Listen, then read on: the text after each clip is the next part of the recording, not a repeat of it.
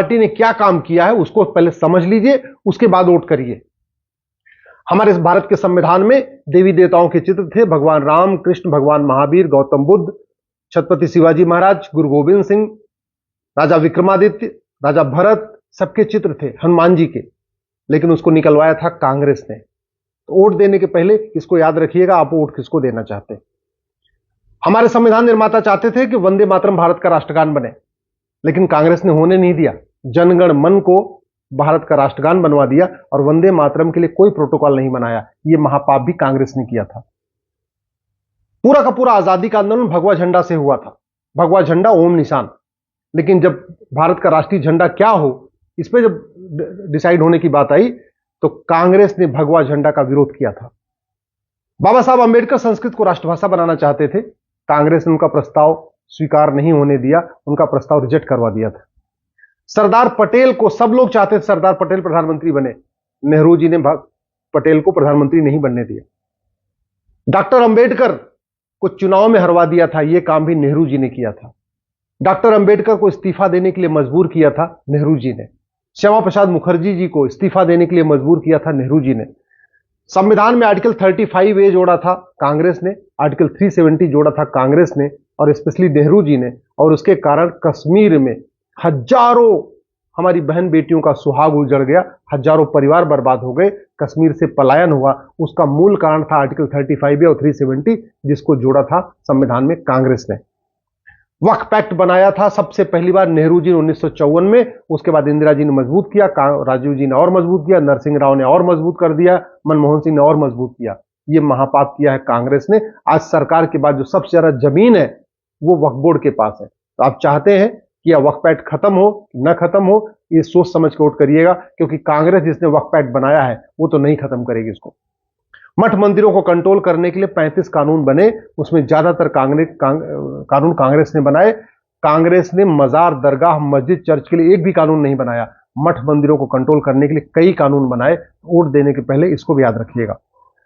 Minority commission बना के भारत में पूरी तरीके से एक कम्युनिटी को फायदा पहुंचाने का काम किया कांग्रेस ने।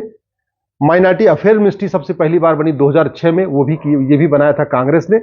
प्रियम्बल में सेकुलर शब्द जोड़ दिया कांग्रेस ने, जबकि संविधान सभा ने 3 बार इसको रिजेक्ट किया था। संविधान सभा ने कहा था नहीं, सोशलिस्ट सेकुलर संविधान में नहीं आएगा। लेकिन इमरजेंसी लगा के और इमरजेंसी के दौरान संविधान के बेसिक स्ट्रक्चर को बदल दिया, संविधान के मूल ढांचा को बदल दिया और प्रियम्बल में सोशलिस्ट सेकुलर जोड़ दिया था। यह काम महापाप किया था कांग्रेस ने। भारत के संविधान में इंडिया दैट इज भारत लिखा हुआ है। अगर हम चाहते हैं भारत का एक नाम हो, केवल भारत हो, इंडिया हटे, तो आर्टिकल 1 को बदलना पड़ेगा। और यह महापाप भी कांग्रेस ने किया था। गुरुकुल शिक्षा को बर्बाद किया कांग्रेस ने, मिशनरी स्कूलों को प्रमोट किया कांग्रेस ने, मदरसा को प्रमोट किया कांग्रेस ने। और 2012 में मनमोहन सिंह की सरकार ने राहुल गांधी के कहने पे राइट टू एजुकेशन एक्ट को बदला और मदरसे को RTI, right to education act से दायरे से बाहर निकाल दिया। नतीजा यह है कि मदरसे में क्या पढ़ाया जाता है, कौन पढ़ाया जाता है, कहां से फंडिंग होती है, क्या सिलेबस है, क्या करिकुलम है, ये सरकार को भी नहीं पता। राइट टू एजुकेशन एक्ट को 2012 में जब बदला था कांग्रेस ने, उसमें मनमोहन की सरकार थी और सारा जो मालिकाना हक था, पूरा जो काम करते थे, जो डिसीजन लेते थे, वो राहुल गांधी लेते थे और सोनिया गांधी लेती थी। विदेशी फंडिंग के लिए 2010 में कांग्रेस ने ही FCRA बनाया था। उसका नतीजा है कि भारत में माओवादियों, नक्सलियों, जिहादियों, कट्टरपंथियों के लिए खूब फंडिंग होती है विदेशी। अलगाववाद, कट्टरवाद के लिए फंडिंग होती है, जिहाद, धर्मांतरण के लिए फंडिंग होती है, पत्थरबाजों को फंडिंग होती है। और यह कुकर्म भी किया था कांग्रेस ने 2010 में। इसी तरीके से भारत की चिकित्सा व्यवस्था को बर्बाद करने के लिए 1954 में नेहरू जी ने ड्रग एक्ट बनाया। नतीजा आप देख रहे हैं, पतंजलि को बार बार सुप्रीम कोर्ट से फटकार लगती है। वो कानून बना था 1954 में, नेहरू जी ने बनाया था। घुसपैठियों को बसाने के लिए सिटीजनशिप एक्ट में सेक्शन 6A जोड़ा था राजीव गांधी ने 1985 में, और एक झटके में 60 लाख बांग्लादेशियों को असम का नागरिक बना दिया था।